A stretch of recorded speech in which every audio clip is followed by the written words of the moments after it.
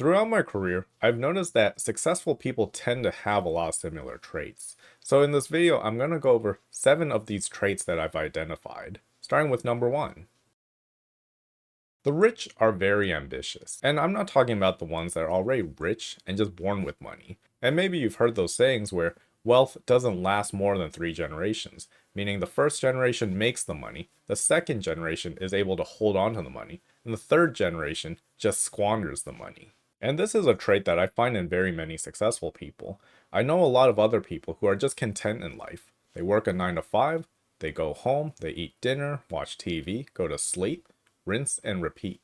But successful people I know, they have that drive and that hunger where they keep working. They work at their day job, they build their career, they work at their side gigs, their business, and they just keep going. Now, confidence is something that people always tell you that you should have. And this is something that the rich and the successful have plenty of. They have a lot of self-esteem and a lot of self-confidence. And they know that they can be confident in themselves because of their achievements, their abilities, and their qualities. They don't need to derive their self-confidence from material things like fancy clothes or a luxury car. They could choose to invest in a luxury car or fancy clothes if the situation requires it. For example, if they were doing expensive sales, they have an image to protect, but they don't derive their confidence from their possessions and their belongings. And that's because they know that they themselves are the asset. So that's why they can derive their self-esteem from their achievements and their qualities. But they also avoid needlessly looking flashy because they know that looking flashy and looking like they have a lot of money, it really attracts the wrong types of people in their lives. People that you might rather distance yourself from rather than associate with. And they understand this concept very well, and that's why they want to remain low key. Frankly speaking, the rich are extremely frugal. And that's because they know that frugality isn't a matter of pinching pennies and saving no matter what. Frugality basically and simply put just means being smart with your money, about financial strategy. And how will you become rich or how will you build wealth if you don't have a strategy on how you're going to make money? If you're only going paycheck to paycheck, always broke, paying bills, never making any movement towards your goals, there's no way that you can become wealthy. There's no way that you can build wealth. So the rich, they're not impulsive. They won't impulse buy when they're about to check out an item at the counter. You know those little items that are put right before you get to the cashier? Those are specifically and purposely put there to encourage impulse buyers to get that every little last bit of sales that they can. The rich and the successful, they don't spend all their money buying TVs or fancy shoes because they are too busy spending on things that help them make more money.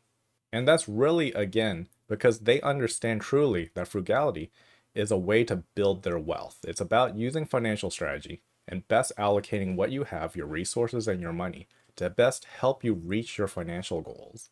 And being frugal and also having an understanding of financial strategy and a want to reach your goals, this is a bit of where ambition and self-discipline come in handy. But here is an example of what it means to not be frugal and not really be smart about your money. And basically here, I'm showing you a blurb from CNBC. This article is about travel happy Gen Zers. And you can see from this blurb that 24% of them, even though they really like traveling, even though they travel often, they don't actually feel good about their finances. With 24% of them saying that even though they can't afford it, they feel pressured into doing so because of their friends. And this is all too common, something that I see very often. You have either someone that you're dating and they might spend more than you. Maybe their financial goals are different from yours. Maybe you have a family member that likes to spend a lot. Or maybe you have some friends that go out often and you feel as if you need to. These are basically all examples of times that you're being tested. If you don't surround yourself with people that are like-minded, then you're very likely going to be influenced to act and think just like them. Because that's basically the cost of membership in the circle.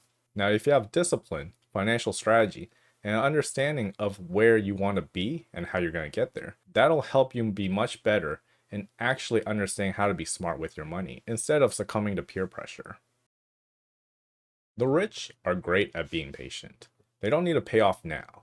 And frankly speaking, they've probably saved enough wealth and have enough money that they're not hurting for money. They're not hurting for cash. They're not in danger of missing their bills either.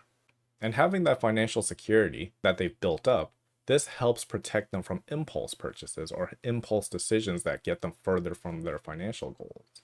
So another example is it also helps them from not wanting to chase get rich quick schemes that a lot of people with a lot less wealth tend to do. Because a lot of times you realize that your financial situation isn't that great. So when someone comes along and they offer you the dream that you can get rich quick fast tomorrow, in a week, something very quick for you, if you just pay them $50 or $100, take their course, they'll teach you how to be rich.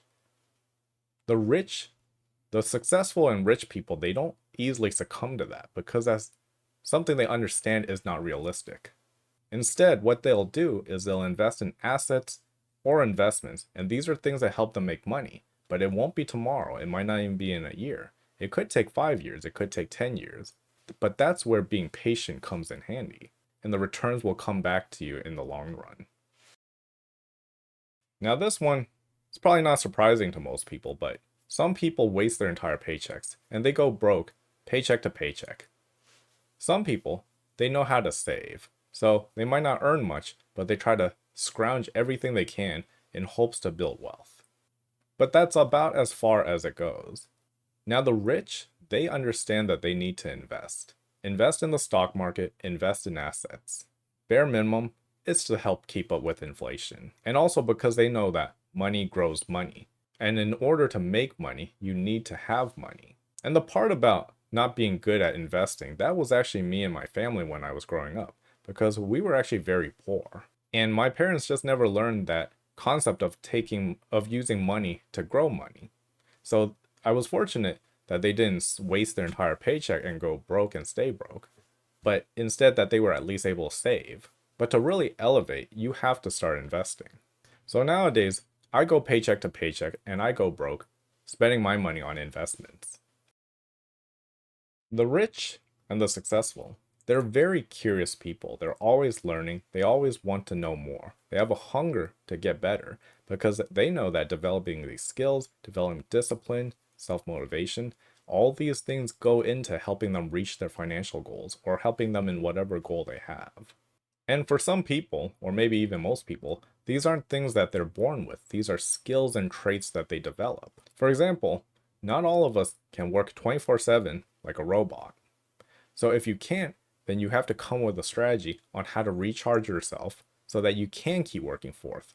You might have things that you're afraid of, and you might have things that you don't know how to do. But that's where you develop strategies and courage to understand how you can get through those roadblocks. And this constant want to always know more and to keep getting better, that's something that serves them very well in reaching their goals. This one is a bit of a no-brainer, but the rich and the successful have excellent credit scores.